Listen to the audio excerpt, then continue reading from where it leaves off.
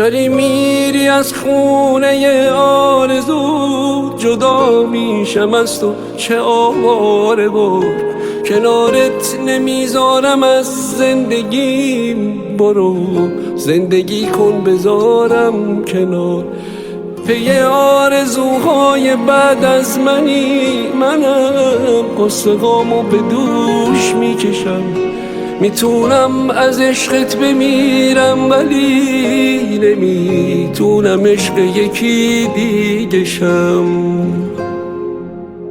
واسه بهترین ها رو میخوام، چون واسه اولین بار فهمیدمت، واسه آخرین بار عاشق شدم، واسه اولین بار بخشیدمت به امید